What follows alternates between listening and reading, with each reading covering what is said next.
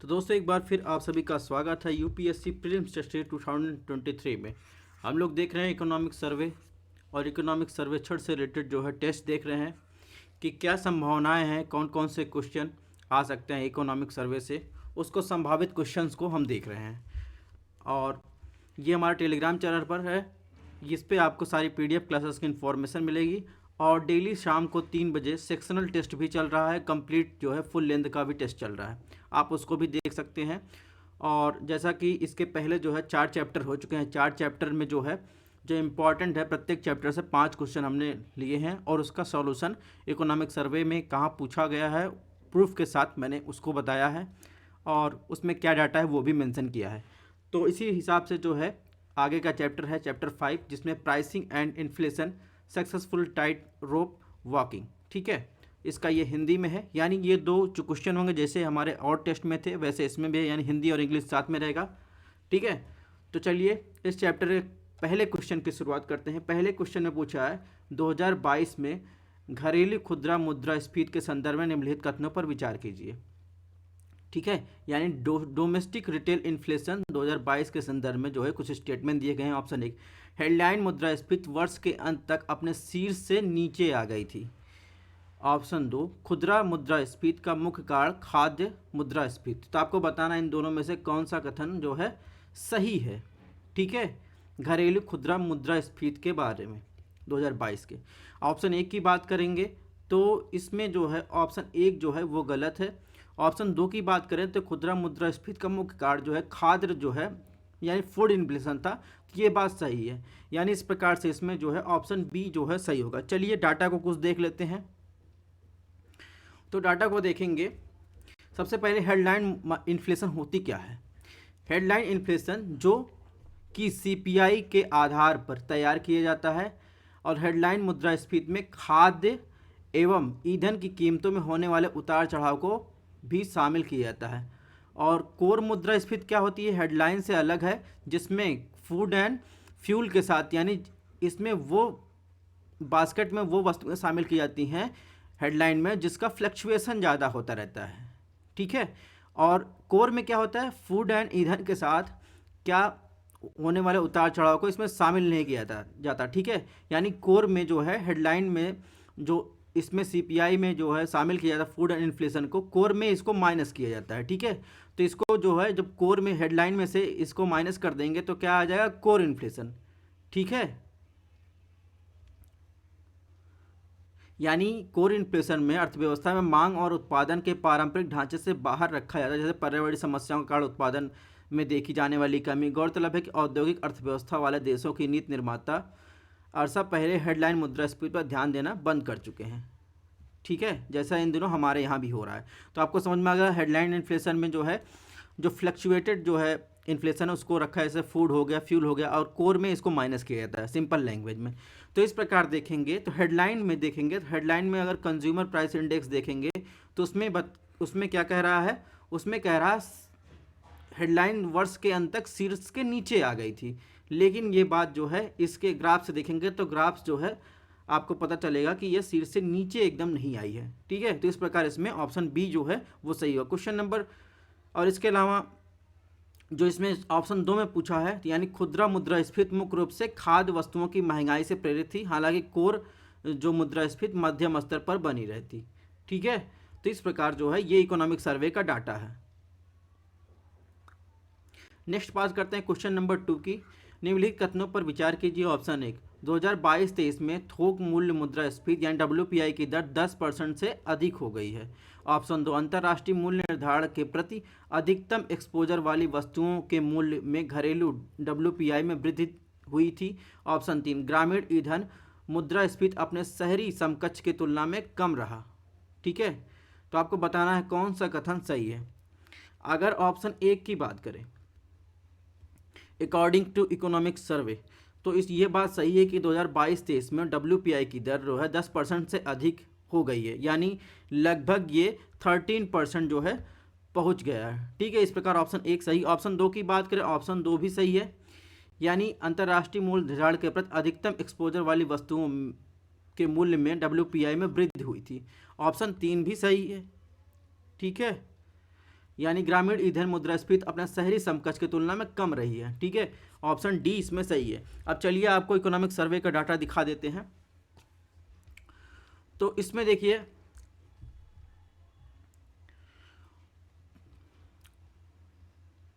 तो इसमें ऑप्शन एक का देखिए, ये इसमें डाटा दिया गया है कि वित्त वर्ष 2022 में आपूर्ति श्रृंखला में व्यवधान और यूक्रेन रूस संघर्ष के परिणामस्वरूप थोक मूल्य की दर लगभग 13% पर पहुंच गई थी। ठीक है, इसके अलावा अंतर्राष्ट्रीय बाजारों में होने वाली मूल्य वृद्धि से प्रभावित रही है। ठीक है, और विनियामक कार्रवाई की मदद से WPI को 2022 के मध्य 16.6% करके शीर्ष स्तर से घटकर अंत तक 5% स्तर पर पहुंच गया। ठीक है, इसके अलावा ऑप्शन 3 की बात करें तो इसमें जो है चालू वित्त वर्ष के दौरान ग्रामीण ईंधन मुद्रास्फीति तुलनात्मक रूप से शहरी ईंधन मुद्रास्फीति में कम रही है। तो इस प्रकार ये डाटा है, और ये हेडलाइन इन्फ्लेशन का ग्राफ है जिसमें रूरल और अर्बन का दिया गया डाटा। ठीक है, तो इस प्रकार इसमें जो है ऑप्शन डी सही है। क्वेश्चन नंबर 3 की बात करते हैं। 3 में क्या पूछा है, 21 महीने के अंतराल के बाद नवंबर 2022 में WPI और CPI सूचकांकों के बीच एक अभिसरण देखा गया। ठीक है, यानी कन्वर्जेंस देखा गया था। इस संदर्भ में निम्नलिखित कथनों में कौन सा प्रेरक कारक है। ऑप्शन ए, कच्चा तेल, लोहा, एल्युमिनियम, कपास जैसी मदों की मुद्रास्फीति में वृद्धि के कारण थोक मूल्य सूचकांक कम हुआ है, यानी WPI। ऑप्शन 2, सेवाओं की कीमतों में कमी के कारण CPI मुद्रास्फीति में गिरावट आई है। तो इसमें ऑप्शन 1 की बात करेंगे। ऑप्शन 1 जो है इकोनॉमिक सर्वे 2022-23 के हिसाब से बिल्कुल सही कथन लिखा गया है। लेकिन ऑप्शन 2 की बात करेंगे तो ऑप्शन 2 जो है गलत है, यानी सेवाओं की कीमतों में बढ़ोतरी के कारण जो है कंज्यूमर CPI जो है इन्फ्लेशन में वृद्धि हुई है। ठीक है, तो इस प्रकार जो है यहाँ पर कमी के कारण नहीं बल्कि जो है बढ़ोतरी या वृद्धि के कारण होना चाहिए। ठीक है, अकॉर्डिंग टू इकोनॉमिक सर्वे। तो इसमें जो है देखेंगे कौन सा कथन सही, यानी ऑप्शन 1 सही है। चलिए आपको डाटा दिखा देते हैं। तो ये WPI CPI मुद्रास्फीति का कन्वर्जेंस है। ठीक है, तो इसमें लिखा है कि इन दोनों के बीच अंतर लगभग 10% के उच्चतम स्तर पर पहुंच गया। और सबसे पहले अगर इसमें देखिए ऑप्शन 1 की बात करें तो पहले क्रूड ऑयल, लोहा, एल्युमिनियम और कपास जैसी वस्तुओं की मुद्रास्फीति कमी के कारण थोक मूल्य सूचकांक कम हुआ। ये ऑप्शन 1 है आपका, इसके हिसाब से ऑप्शन 1 सही है। दूसरा, सेवाओं की कीमतों में क्या है, बढ़ोतरी के कारण ये CPI मुद्रास्फीति में वृद्धि हुई है। तो इस प्रकार इसमें ऑप्शन 2 उसमें कमी कहा गया था, तो ये ऑप्शन 2 है। ठीक है, तो इस प्रकार इसमें देखेंगे ऑप्शन ए जो है इसमें सही है। क्वेश्चन नंबर 4 की बात करते हैं। वर्तमान मुद्रास्फीति 1970 के दशक से किस प्रकार भिन्न है। तो 1970 के दशक से कुछ कंपैरिजन किया गया था इकोनॉमिक सर्वे में, उससे रिलेटेड ये क्वेश्चन है। ऑप्शन 1, तेल के मूल्य में हालिया वृद्धि 1970 के दशक के संकट के स्तर की तुलना में अनुपातिक रूप से कम है। ऑप्शन 2, हालिया संकट के दौरान वस्तुओं की व्यापक श्रेणियों में कीमतों में वृद्धि देखी गई, जबकि 1970 का संकट केवल तेल के कीमतों में वृद्धि तक सीमित था। ऑप्शन 3, 1970 के दशक की तुलना में कीमतों की हालिया वृद्धि जिस आपूर्ति व्यवधानों को अल्प भूमिका रही है। ठीक है, तो इस प्रकार देखेंगे इसमें अगर इकोनॉमिक सर्वे के अकॉर्डिंग देखेंगे तो इसमें 1, 2 और 3 तीनों सही है, यानी इसमें देखेंगे तो ऑप्शन ए जो है वो सही है। चलिए आपको इकोनॉमिक सर्वे का डाटा दिखा देते हैं। ये इसमें कंपैरिजन किया गया था इकोनॉमिक सर्वे में वर्तमान मुद्रास्फीति 1970 के दशक से किस तरह अलग है। ठीक है, तो इसमें देखिए ऑप्शन 1 यानी हाल में तेल की कीमतों बढ़ोतरी 1970 के दशक के संकट के स्तर के अनुपातिक रूप से कम है। ठीक है, और इसमें देखिए ऑप्शन 2 दिया गया है कि अधिकांश वस्तुओं की कीमतें बढ़ोतरी दर्ज की गई, वहीं 1970 का संकट केवल तेल की कीमतों तक ही सीमित रहा। और इसके अलावा ऑप्शन 3 देखें इसलिए सही है कि इसमें दिखा गया है कि 1970 के दशक की तुलना में कीमतें की हालिया वृद्धि में वस्तु आपूर्ति व्यवधानों की भूमिका अपेक्षाकृत सीमित रही। ठीक है, तो इस प्रकार इसमें तीनों ऑप्शन सही है। नेक्स्ट बात करते हैं क्वेश्चन नंबर 5 की इस चैप्टर की। हाउसिंग प्राइस इंडेक्स के संदर्भ निम्नलिखित कथनों पर विचार कीजिए। ऑप्शन 1, या राष्ट्रीय आवास बैंक द्वारा जारी किया जाता है। ऑप्शन 2, इसकी गणना जो है वित्तीय वर्ष 2012 को बेस ईयर मानकर की जाती है। ऑप्शन 3, इसकी गणना संपूर्ण भारत में केवल महानगरीय शहरों के लिए शहरी जनसंख्या का भार के रूप में उपयोग करके किया जाता है। इसमें बताना है कौन सा कथन सही जो है सही है। तो आपने हाउसिंग प्राइस इंडेक्स के बारे में इसके पहले भी सुना होगा। तो जैसा कि आपको पता होगा कि इसको जो है राष्ट्रीय आवास बैंक द्वारा जारी किया जाता है। इसका बेस ईयर 2012 ना होकर जो है बेस ईयर क्या है 2018। ठीक है, इस प्रकार ऑप्शन 2 गलत हो जाएगा। ऑप्शन 3 की बात करें तो ऑप्शन 3 भी गलत है। यानी जो इसकी गणना संपूर्ण भारत के 50 शहरों के लिए समग्र सूचकांक जो है शहरी जनसंख्या के भार के रूप में उपयोग करके गणना की जाती है। इसमें केवल महानगरी ऐसा कोई जो है वर्ड मेंशन नहीं किया गया है, ठीक है। तो इस प्रकार ये ऑप्शन गलत है, यानी इसमें ऑप्शन जो है बी जो है सही है, ठीक है। तो इसमें देखेंगे, इसमें लिखा गया है कि इसमें भार के रूप में शहरों की आबादी का उपयोग करके संपूर्ण भारत के 50 शहरों के लिए एक समग्र सूचकांक की गणना की जाती है। इसमें केवल महानगरीय शहरों का ऐसा कोई मेंशन नहीं किया गया है। तो इस प्रकार जो है ये ऑप्शन और 3 गलत है, यानी इसमें देखिए 2018 का बेस ईयर है, ठीक है। इसके अलावा नेशनल हाउसिंग बैंक द्वारा जारी किया जाता है। इस प्रकार इसमें ऑप्शन बी जो है सही है। ये composite HPI of for all India recovering housing house, ये कुछ इंडेक्स दिया गया है। नेक्स्ट बात करते हैं, बाकी उसके निष्कर्ष के रूप में कुछ दिया गया है, अगर आपको देखना हो तो देख सकते हैं। कंक्लूजन की बात कर लेते हैं, निष्कर्ष, इस चैप्टर का निष्कर्ष क्या निकलता है। ये तो हमने 5 क्वेश्चन देख लिया। अलग अलग वैश्विक मापदंडों के परिणामी वैश्विक मुद्रास्फीति में प्रवृत्ति के अनुरूप भारत की घरेलू खुदरा मुद्रास्फीति 7.8% के चरम स्तर पर पहुंच गई। खाद्य मुद्रास्फीति अधिक थी और शहरी मुद्रास्फीति की तुलना में उच्च ग्रामीण मुद्रास्फीति के योगदान देने की प्रमुख भूमिका निभाई, ठीक है। और WPI CPI दरों में सकारात्मक बदलाव आया और आवास मूल्य सूचकांक में भी सकारात्मक रुझान दिखा, ठीक है। इसके अलावा राष्ट्रीय औषधि मूल्य निर्धारण नीति 2012 और औषधि केंद्रों की स्थापना के लिए अलग अलग औषधीय दवाओं की कीमतों पर नियंत्रण रखा गया। तो कुल मिलाकर ये इसका निष्कर्ष है। नेक्स्ट चैप्टर 6 की बात करते हैं। इसके बाद चैप्टर 6 का शीर्षक है social infrastructure and employment big 10, ठीक है। तो इसके पहले जो इकोनॉमिक सर्वे था उसमें इसको जो है 10वें स्थान पर रखा गया था, इसमें जो है इसको 6वें स्थान पर रखा गया। भारत सरकार का इससे लगता है कि वो सोशल सेक्टर को जो है, सोशल इंफ्रास्ट्रक्चर को ज़्यादा इम्पोर्टेंस जो है दे रहा है, और इसमें 2014 से लेकर आज तक के गुणगान किए गए हैं। चलिए बहरहाल ऑप्शन 1 क्वेश्चन नंबर 1 की बात करते हैं। मानव विकास मापदंडों के संदर्भ में निम्नलिखित कथनों पर विचार कीजिए। ऑप्शन 1, 2020-21 और 21-22 के बीच मानव विकास में वैश्विक गिरावट दर्ज की गई। ऑप्शन 2, UNDP के बहुआयामी निर्धनता सूचकांक के अनुसार भारत में 25% से अधिक आबादी बहुआयामी रूप से गरीब है। ऑप्शन 3, UNDP के बहुआयामी निर्धनता सूचकांक के अनुसार 15% से अधिक भारतीय आबादी बहुआयामी गरीबी के प्रति सुभेद्य रूप में वर्गीकृत की गई है। तो आपको बताना है कि UNDP के जो आंकड़े हैं उसके अनुसार इन तीनों में से कौन सा कथन जो है सही है। अगर ऑप्शन 1 की बात करें तो ऑप्शन 1 जो है वो सही है, यानी दुनिया के 90% देशों में 2021 और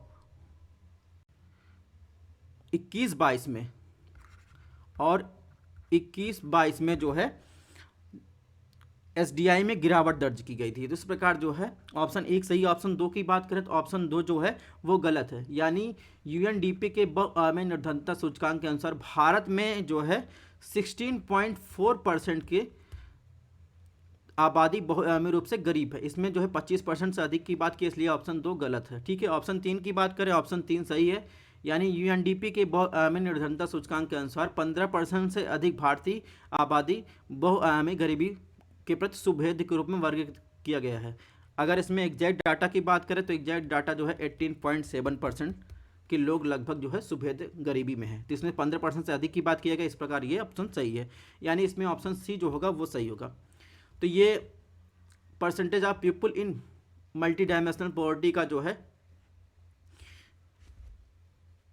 ये चार्ट दिया गया था। इसके अलावा उसके मापदंड की बात की गई थी, ठीक है। यहाँ ये 16.4 भारत की बहुआयामी रूप से गरीब है, इसमें ये देखिए दिखा गया है। इसके अलावा भारत की स्थिति की बात करें SDI रिपोर्ट 2020-21 में तो 191 देशों में भारत 132वें स्थान पर रहा, ठीक है। और भारत का SDI मूल्य 2021 में 0.633 था, वहीं विगत वर्ष में ये मूल्य कम है। तो इस प्रकार एक डाटा आपको और ध्यान रखना है। और लैंगिक असमानता सूचकांक में भारत 122वें स्थान पर रहा, ठीक है। नेक्स्ट बात करते हैं क्वेश्चन नंबर 2 की। 2020-21 में रोजगार की स्थिति के संदर्भ निम्नलिखित कथनों पर विचार कीजिए। ऑप्शन 1, 19-20 की तुलना में 20-21 में स्वनियोजित यानी सेल्फ एम्प्लॉयड श्रमिकों के हिस्सेदारी में वृद्धि हुई थी। ऑप्शन 2, ग्रामीण और शहरी दोनों क्षेत्रों में पुरुषों और महिलाओं दोनों के लिए श्रम बल भागीदारी दर में सुधार हुआ। तो आपको बताना है कौन सा कथन सही है। अगर इकोनॉमिक सर्वे के अकॉर्डिंग देखें तो ऑप्शन 1 जो है वो सही है, ठीक है, और ऑप्शन 2 भी सही है, यानी इसमें ऑप्शन सी जो है वो सही है। अब चलिए आपको डाटा दिखा देते हैं।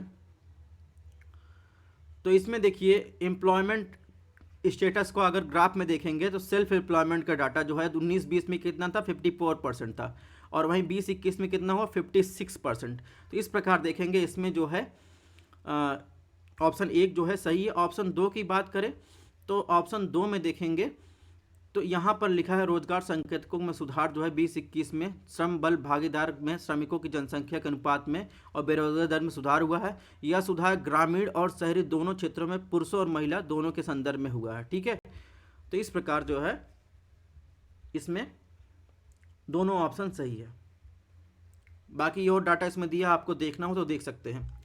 और इसके अलावा महिला श्रम भागीदारी दर के मापने के संबंधित जो मुद्दे की बात करें तो यहाँ पर डिटेल में आपको दे दिए हैं, इसको आपको पढ़ना हो तो आप पढ़ सकते हैं। नेक्स्ट बात करें क्वेश्चन नंबर 3 की, रोजगार के मांग के पक्ष के संदर्भ में निम्नलिखित कथनों पर विचार कीजिए, कौन सा कथन सही है। ऑप्शन 1, संगठित विनिर्माण क्षेत्र में रोजगार ने समय के साथ लगातार ऊर्ध्वगामी रुख अपना बनाए रखा है, यानी स्टडी अपवर्ड ट्रेंड, ठीक है। इसके अलावा ऑप्शन 2 की बात करें तो परिधान क्षेत्र सबसे बड़ा नियोक्ता है, ठीक है। ऑप्शन 3, महाराष्ट्र में कारखाना में नियोजित व्यक्तियों की संख्या सबसे अधिक थी। तो आपको बताना है इस क्वेश्चन में कि रोजगार के मांग के पक्ष के संदर्भ में इकोनॉमिक सर्वे में क्या निष्कर्ष इसमें से सही है। तो अगर ऑप्शन 1 की बात करें तो ऑप्शन 1 जो है बिल्कुल सही है, यानी संगठित विनिर्माण क्षेत्र में रोजगार ने समय के साथ क्या है, लगातार जो है स्टडी अपवर्ड ट्रेंड बनाए हुए है। ऑप्शन 2 की बात करें, ऑप्शन 2 जो है गलत है। क्यों गलत है? क्योंकि इसमें जो परिधान क्षेत्र सबसे बड़ा नियोक्ता नहीं है, बल्कि देखेंगे खाद्य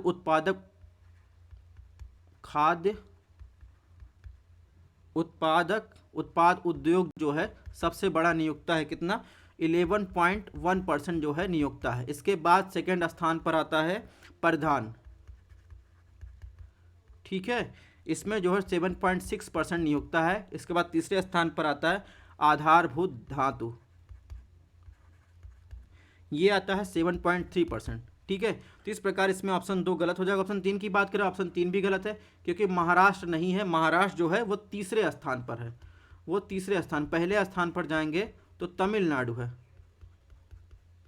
ठीक है, जो कारखानों में नियोजित व्यक्तियों की संख्या में सबसे अधिक है। ऑप्शन दूसरे स्थान पर कौन है? दूसरे स्थान पर गुजरात है। तो इस प्रकार जो है इसमें ऑप्शन ए जो है वो सही होगा। चलिए आपको डाटा दिखा देते हैं। तो समग्र रोजगार क्षेत्रवार हिस्सेदारी इसमें दिया है कि कितना, किसमें विनिर्माण से 39% है, निर्माण में 2% है, व्यापार में 5% है, परिवहन 4% है, शिक्षा में 22% है। तो ये है। बाकी अगर चलिए डाटा देखते हैं तो इसमें देखिए खाद्य उत्पाद उद्योग में 11.1% सबसे बड़ा, उसके बाद परिधान, उसके बाद आधारभूत। और राज्यवार आंकड़ा देखें तो तमिलनाडु सब कारखानों में नियोजित लोगों की संख्या सबसे अधिक थी, उसके बाद गुजरात, उसके बाद महाराष्ट्र, ठीक है। तो ये इकोनॉमिक सर्वे 2022 से आपको आंकड़ा हमने दे दिया है। अब बात करें क्वेश्चन नंबर 4 की, राष्ट्रीय कैरियर सेवा परियोजना के संदर्भ निम्नलिखित कथनों पर विचार कीजिए। ऑप्शन 1, इसे रोजगार और कैरियर संबंधी सेवा के लिए वन स्टॉप समाधान प्रदान करने हेतु लॉन्च किया गया था। ऑप्शन 2, इसने डिजी सक्षम कार्यक्रम के तहत निजी क्षेत्र के साथ भागीदारी की है। ऑप्शन 3, इसमें एक इंटरनेशनल जॉब मॉड्यूल है जो विदेशों में रोजगार की तलाश को आसान बनाता है, ठीक है। इसकी भी चर्चा इकोनॉमिक सर्वे में की गई है, तो आप लोग इसको ध्यान रखिएगा। तो इसमें जो है 1, 2, 3 तीनों ऑप्शन सही है, यानी ऑप्शन बी जो है सही है। चलिए आपको इकोनॉमिक सर्वे में दिखा देते हैं डाटा इसका। तो देखिए राष्ट्रीय करियर सेवा प्राधिकरण के बारे में चर्चा किया गया। इस परियोजना की शुरुआत 2015 में शुरू किया गया था। रोजगार और करियर संबंधित कई प्रकार की सेवाएं प्रदान करने वाला वन स्टॉप समाधान है, ठीक है। इसके अलावा अगर बात करें ऑप्शन 2 की, तो डिजी सक्षम कार्यक्रम के तहत निजी क्षेत्र के साथ भागीदारी है, ठीक है। इसके अलावा तो ऑप्शन 3 देखिए, तो इसे हाल ही में अंतर्राष्ट्रीय रोजगार मॉड्यूल के साथ जोड़ा गया, जो है विदेशों में नौकरी खोजना आसान बनाता है और कंपनियों को भारतीय कौशल का उपयोग करने में मदद करता है। ठीक है। एनसीएस पोर्टल को ई श्रम उद्यम और स्किल इंडिया पोर्टल के साथ सफलतापूर्वक जोड़ा गया है। तो इस प्रकार इसमें ऑप्शन बी यानी 1, 2, 3 तीनों सही है। क्वेश्चन नंबर 5 की बात करें तो स्वयं सहायता समूह दिया गया है, उनसे संबंधित राज्य का संबंध आपको दर्शाया गया, आपको बताना कौन सा सही सुमेलित है। पत्रकार दीदी का संबंध झारखंड राज्य से है, यानी पत्रकार दीदी स्वयं सहायता समूह का संबंध झारखंड राज्य से है। प्रेरणा कैंटीन पंजाब से है, आजीविका फॉर्म फ्रेश जो है उत्तर प्रदेश से है। तो इसमें बताना है आपको कौन सा सही सुमेलित है। अगर बात करें ऑप्शन 1 की, तो पत्रकार दीदी झारखंड से, ये बात सही है। प्रेरणा कैंटीन की बात करें तो ये कहाँ संबंधित है, ये यूपी संबंधित है। आजीविका फॉर्म फ्रेश ये जो है, ये भी जो है झारखंड से संबंधित है। ठीक है, एक सेकंड, ये भी जो है झारखंड संबंधित है। इस प्रकार देखेंगे सिर्फ और सिर्फ जो है ऑप्शन 1 इसमें सही है। चलिए आपको डाटा दिखा देते हैं। यहाँ स्वयं सहायता समूह का नाम दिया गया है, कोविड के दौरान योगदान देने इनके देखिए। तो झारखंड में पत्रकार दीदी महामारी के संबंध में जागरूकता बढ़ाने हेतु, उत्तर प्रदेश में प्रेरणा कैंटीन सामुदायिक रसोई के संचालन हेतु, पशु स्वास्थ्य देखभाल सेवाओं के लिए पशु सखी जो है कृषि आजीविका के समर्थन हेतु जो है ये झारखंड में था। और झारखंड में ही सब्जियों के लिए आजीविका फार्म फ्रेश ऑनलाइन बिक्री का वितरण ये भी जो है झारखंड में चालू किए थे। कोविड राहत डीबीटी जो है नगद अंतरण प्राप्ति के लिए दौरान बैंकों में भीड़ के प्रबंधन हेतु बैंक सखी का जो है आयोजन किए गए, जो वित्तीय सेवाओं के वितरण से संबंधित है। तो दोस्तों इस प्रकार जो है हमारा जो है 10 क्वेश्चन पूरा हो गया। ठीक है, दोनों सब्जेक्ट से। अब कुछ और डाटा दिए गए हैं, उसको हम देख लेते हैं। इसमें दिया गया है total student enrolment in higher education. तो इसमें देखिए लगातार जो है एनरोलमेंट दर्शाया गया है इकोनॉमिक सर्वे में कि लगातार बढ़ रहा है। 19-20 में 3.9% था, सॉरी 3.9 करोड़ था एनरोलमेंट, और वो बढ़कर 4.1 करोड़ हो गया 20-21 में। ठीक है, और ये जो है सोर्स की बात करें तो all India survey on higher education जो है रिपोर्ट 2022-21 मिनिस्ट्री ऑफ एजुकेशन द्वारा जो है जारी किया गया था। नेक्स्ट बात करें तो इसमें इकोनॉमिक सर्वे ने मोदी सरकार की महानता को दर्शाया है कि 2014 से 2022 के मध्य बेहतर समग्र स्वास्थ्य सुनिश्चित करने की दिशा में की गई प्रमुख पहलें हैं। ठीक है, क्योंकि इनको लगता है कि इसके पहले कोई पहले हुई नहीं थी। ठीक है, तो बहरहाल देखते हैं 2014 से 2022 के मध्य ये इकोनॉमिक सर्वे में दर्शाया गया था। तो ये हमको ध्यान रखना है कि 2014 में क्या चालू हुआ था, मिशन इंद्रधनुष, राष्ट्रीय किशोर स्वास्थ्य कार्यक्रम, स्वच्छ भारत मिशन। फिर 2015-16 में free drugs and diagnosis service centre, निःशुल्क दवा निदान। ठीक है, मातृत्व लाभ अभियान या 6 माह का संवैधानिक जो है मातृत्व अवकाश, प्रधानमंत्री उज्ज्वला योजना, प्रधानमंत्री राष्ट्रीय डायलिसिस कार्यक्रम। ठीक है, इस प्रकार से इसमें आपको डाटा दिया गया है 2022 तक जो है ये पूरा डाटा इसमें दिया गया एक चार्ट के रूप में। इसको आपको आसान याद रखने में आसानी भी होगी। अब ये देखिए भारत में ग्रामीण स्वास्थ्य देखभाल सिस्टम कैसे काम करता है। एक तो होता है उपकेंद्र। ठीक है, ये उपकेंद्र कहाँ होता है, ये प्राथमिक स्वास्थ्य देखभाल और सामुदायिक के बीच एक संपर्क बिंदु होता है। इसमें आपने पता है एक स्वास्थ्य कार्यकर्ता होती है जिसे नर्स, मिडवाइफ या एनएम कहा जाता है, और स्वास्थ्यकर्मी पुरुष होता है। इसके बाद इसके ऊपर क्या आता है, प्राथमिक स्वास्थ्य केंद्र।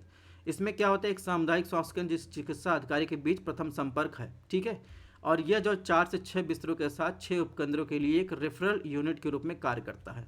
इसके बाद आता है सामुदायिक स्वास्थ्य केंद्र। ठीक है, इसमें विशेषज्ञता प्राप्त सेवाओं के लिए 30 बिस्तरों वाला एक अस्पताल और 4 प्राथमिक स्वास्थ्य केंद्र के लिए एक रेफरल यूनिट होती है। तो ये कुछ क्रम है जिसको आपके जनरल नॉलेज और वैसे भी लिखने के लिए जो है आपको ध्यान रखना चाहिए। इसके अलावा स्वास्थ्य संकेतक की बात करें तो नेशनल फैमिली हेल्थ सर्वे हुआ था 5 के आंकड़े के अनुसार जो है किस में वृद्धि हुई है, किस में कमी हुई है, ये आंकड़ा आपको दिया गया है, ये आप देख सकते हैं। इसके अलावा स्वास्थ्य के क्षेत्र में एक चार्ट और दिया गया था इकोनॉमिक सर्वे में, राष्ट्रीय कृमि मुक्ति दिवस। ठीक है, ये क्या है, इसके तहत सरकारी और सरकारी सहायता प्राप्त स्कूलों में आंगनवाड़ियों के अलावा स्कूल ना जाने वाले बच्चों तक पहुंच बनाने के लिए विशेष प्रयास किए जाते हैं। निजी स्कूल भी अब इस कार्यक्रम में शामिल हो गए हैं। अब इसमें बताया गया है कि कृमि संक्रमण के क्या प्रभाव हो सकते हैं। इसमें कृमि संक्रमण पर ठिगनापन और खून की कमी। ठीक है, खून की कमी से भी ठिगनापन होता है। अब ठिगनापन आ जाए, विद्यालय में अनुपस्थित होंगे छात्र, और एनीमिया हो जाएगा तो इसमें कॉग्निटिव जो है क्षमता में बाधा आएगी। इसके अलावा स्कूल शिक्षा में वर्षों पर नकारात्मक प्रभाव पड़ेगा। उत्पादकता और जीवन अंततः क्या होगा, जीवन की गुणवत्ता को प्रभावित होना। ठीक है, तो इस प्रकार जो है एक चार्ट और दिया गया था कि जीवन की गुणवत्ता के समग्र परिवेश में सुधार के लिए बहुआयामी पहलें की गई हैं। तो ये पहलों आपको देखना है इसमें कौन कौन सी पहलें की गई हैं। ठीक है, अब कंक्लूजन देख लेते हैं चैप्टर 6 का। तो इसमें बताया गया है सबका साथ सबका विकास पर जो है एसडीजी लक्ष्य को प्राप्त करने में मदद करेगा। सामाजिक क्षेत्रों के लिए सरकारी व्यय का हिस्सा लगातार बढ़ रहा है। स्वास्थ्य क्षेत्र पर खर्च भी राष्ट्रीय स्वास्थ्य नीति के तहत एक अनुशंसित स्तर यानी जीडीपी का 2.5% की ओर बढ़ रहा है।